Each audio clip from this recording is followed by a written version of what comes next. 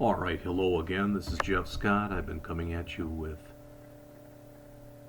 HTML5 and CSS3, courtesy of Murox HTML5 and CSS3 3rd edition. We are now on Chapter 6, How to Use CSS for Page Layout. And in this chapter, we learn how to float elements in a 2 and 3 column layout, 2 web pages that use a 2 column fixed width layout, how to use CSS3 to create text columns, and how to position elements. So in this chapter you learn how to use CSS to control the layout of a page. The goal is when you finish the chapter you should be able to implement sophisticated 2 and 3 column page layouts. So to create a page layout with 2 or 3 columns you usually float the elements that make up the columns in the page.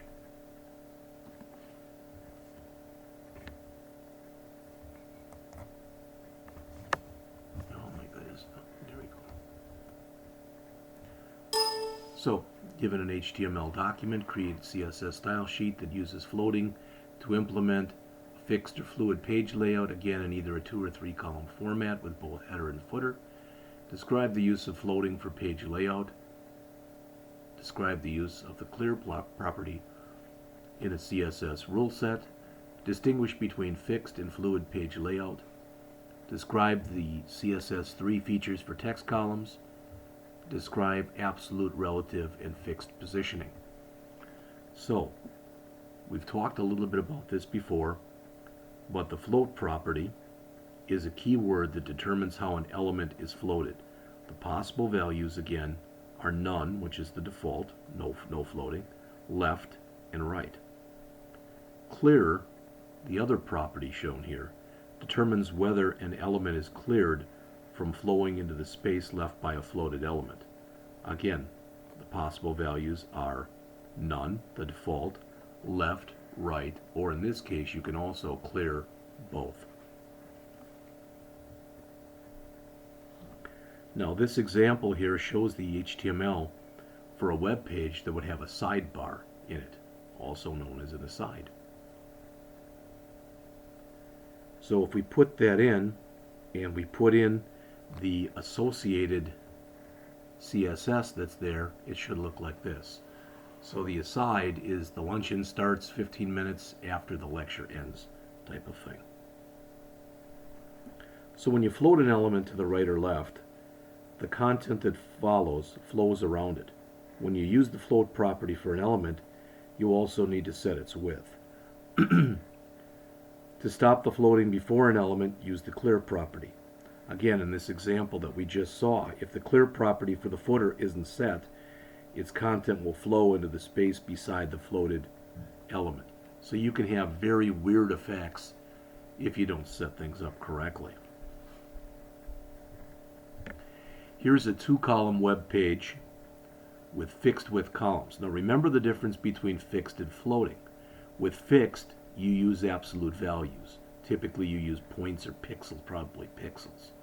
With fluid, you use percentages typically. Alright, so this figure shows how floating can be used to create a 2 column fixed width page layout. As mentioned here, the HTML consists of 4 elements. You've got a header element, you can see where that is and how it stretches. You've got main content. Next to the main content you have an aside, and on the bottom you have a footer that, like the header, stretches all the way across. In the CSS that's going to follow, you can see that the width is set for the body, the main, and the aside elements. The width body must be the sum of the widths of the main and the aside elements, plus the widths of any margins or paddings. So the main element, in this case, in the picture that we see here,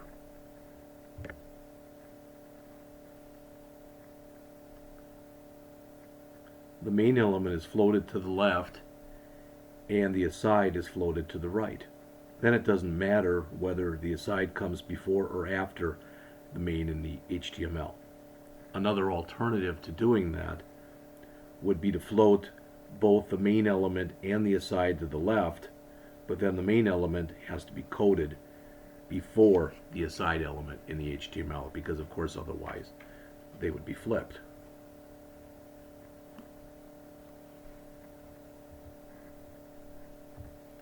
Here you see a 2-column page with fluid widths for both columns, not fixed as we just saw, but fluid widths. Instead of creating a fixed width like the one we saw earlier, you can create a fluid layout. Remember, with a fluid layout, the width and page changes as the user changes the width of the browser window. Also, the width of one or more columns within the page changes. The key to doing this is, again, to use percentages to specify the widths, and you can see it in here.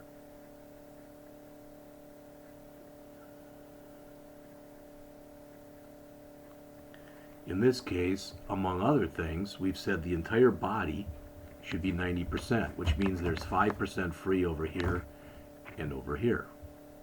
All right? Main should be 66, but it's 66% of the 90. And this, the aside, is 33, so it's a third of this. So this is 2/3 of this area in white. This is 1/3 of the area in white, in other words. The benefit of using fluid columns, we've talked about this before, is the fact that the size of the page is adjusted to the resolution of the browser. That's the advantage. The disadvantage is changing the size of the columns may affect the topography of the page. It may end up looking a little goofy, especially if you don't have things like images set up correctly. So here's a 3-column web page.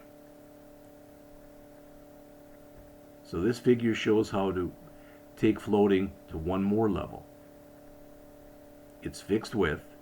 Here the width of the body is 964 pixels, which is the sum of the 2 sidebars, the main content, and the 2 sidebar borders. Once these widths are set up, the first sidebar is floated to the left, the main content is floated to the left, and then the second sidebar is floated to the right. They do mention in here that one of the keys here is getting the widths right, because otherwise it's going to look off kilter. And you want to make sure that if you're going to have 2 sidebars, unless you don't want them to have the same width, is to work hard to make sure. Plus the whole thing itself should look fluid. You could get the same result by floating both asides and the main content to the left, but again, then you'd have to put them in the right order in the CSS.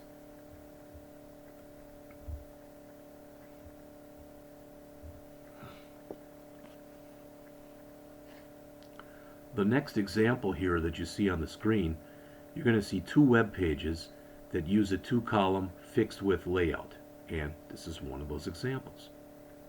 All right. This figure shows the home page for the Town Hall website. It uses a 2-column fixed width layout. Instead of using a border to separate the 2 columns, a background color is applied to the aside. This adds some visual interest to the page. You may or may not agree with that, and it saves you from having to set the height of either of the columns. So this web page illustrates a common page layout with a header, 2 columns, and a footer. The columns on the page are coded as a section element and an aside element within the main element. The columns are created by floating the aside to the right, so the section element that follows it will naturally flow to the left.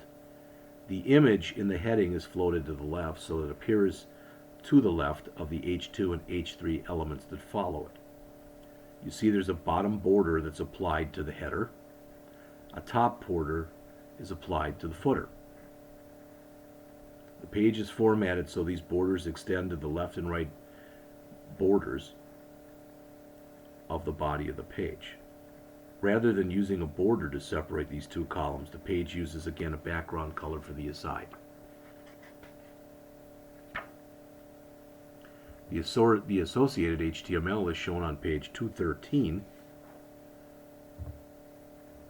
and it's shown on the next several slides here. And the CSS is shown on page 215 and page 217. and again on the next several slides. This is me talking, so you may or may not agree with what I'm about to say. But to me, to sit there and say, I can't do that, to say this corresponds with this and this corresponds with this, etc. I think, again, you learn to do this by practicing. And much of it is rote. In other words, you have to keep doing it and doing it and doing it until it makes sense to you, until it becomes, for lack of better words, almost second nature to you. All right? And it's as much an art as it is a science. Just put it that way. All right, the next example starts on page 218, and it's the speaker page. It's got a sidebar, as you can see there, that's floated to the right of an article. Now the columns for this page are coded as an article element and an aside element. One of the tough things, really and truly, one of the tough things about using this stuff and working with HTML5 semantic elements, some people put a section and then they put an aside inside of the section, etc. Other people use an aside and they put a section in that. Typically, there's no real good right or wrong way to do a lot of different things. All right? The way that you do it is the way that you do it. So again, the columns for the page are coded as an article element and as an aside. The columns are created by floating the aside element to the right, so the article that follows it flows to the left. The image in the article is floated to the left. In the HTML, the image is coded after the H1 element, but before the paragraph elements that make up the article. A background color is again applied to the aside to make it visually stand out from the article to the left of it. And again, there's the HTML, and it's on page 221 in the book. There's the CSS. All right. On page 222 and 223, the author talks about how to use CSS3 to create text columns. So far, everything we've been talking about, columns in a page layout, has been, in some ways at least, the old-fashioned way of doing things. CSS3 provides a new feature that makes it relatively easy to create text columns. For instance, you can easily format an article into 2 or more text columns within a 2 or 3 page column layout. The primary properties that you use for this are column count, which determines the number of columns that the text should be divided into, column gap, which is the width between columns. If you don't set it, it's going to be set by default. Column rule, which defines a border between the columns, and column span. If you put a value of all in for this, it can be used to have an element that's a child of an element that's formatted with column span of all columns. All right? Now they show some examples of this.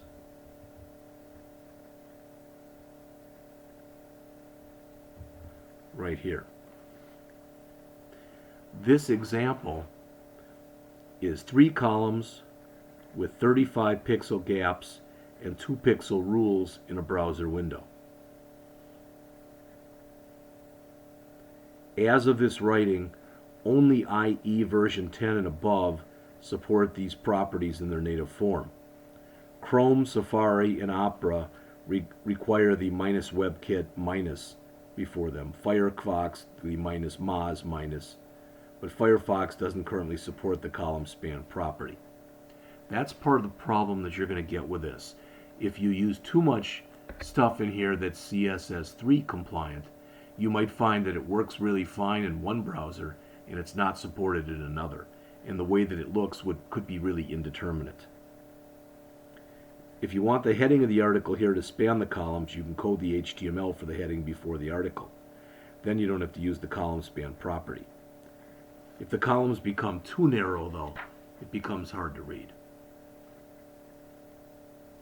Next, on page 224, we have a web page here, as you can see, with a 2-column article and then an aside off to the right of it. So this figure shows how easy it is to divide an article into columns. You may find this page easier to read because the lines are shorter. If the browser doesn't support the feature, the page is displayed the way that showed before as one column, which would be acceptable. If you want the heading to span columns, you have to code the heading before the article in the HTML. In the future, this should work using the CSS3 column span property, but presently it does not. In general, it's best to float an image within the column area to the left, so it will be the leftmost column. If you float it to the right, the browser will float the image to the right, but in the first column, which usually isn't what you want.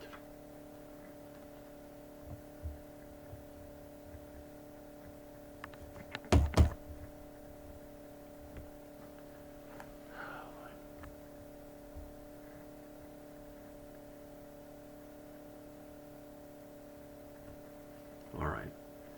Starting on 226 and 227, they talk about how to position elements.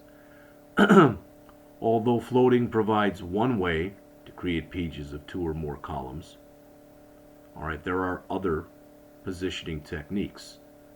Some of them are shown on the top of the slide here. You've got position, which is a keyword that determines how an element is positioned. All right, and how can you do that? Well, that's the other table that's down below there. Static says it's placed in the normal flow, which is the default. Absolute says the element is removed from the flow and is positioned relative to the closest containing block. Therefore, it's determined by the top, bottom, left, and right properties. Fixed, where it's positioned absolutely relative to the browser window, and relative, where it's positioned relative to its position in the normal flow. All right. Going back to the top one there, you can see how it has top, bottom, left, and right. For absolute and fixed positioning, a relative or absolute value that specifies the top, bottom, left, or right of an element's box. For relative positioning, the top, bottom, left, or right offset an element's box. Finally, you've got a z-index, and hopefully you remember z-index because it's something we've worked with a little bit in the past. It's an integer that determines the stack level, so the higher the z-index value, the closer the item will be to the foreground. The lower the z-index value, the closer it'll be to the background. All right. By default, static positioning is used to position block elements from top to bottom and inline elements from left to right. If you want to change the positioning of an element, you can code the position property. When you use absolute, relative, or fixed positioning for an element, the element can overlap other elements, and that's where the Z element comes in. So they give an example here of the CSS that you would use, the HTML and the CSS, I guess, that you would use for absolute positioning. When you use absolute positioning, the remaining elements on the page are positioned as if the element itself wasn't there. So you may need to make room for the positioned element via the use of margins or padding. When you use fixed positioning for an element, the positioning applies to the browser window and the element doesn't move even as you scroll. You might want to use that for headings, or there might be something else. In fact, the example that's shown on pages 230 and 231, well, this example is in the middle of page 229 or near the bottom. This is a web page again with absolute positioning in the browser, so the idea is that wouldn't move regardless of how you scroll. Here's a table of contents that uses absolute positioning. So it's possible here, what you never want to change is this Murox JavaScript. You might want that absolutely positioned, so you can scroll the other stuff, but this doesn't change. So to implement absolute positioning, span elements with class names are used to identify the text to be positioned at the left and right.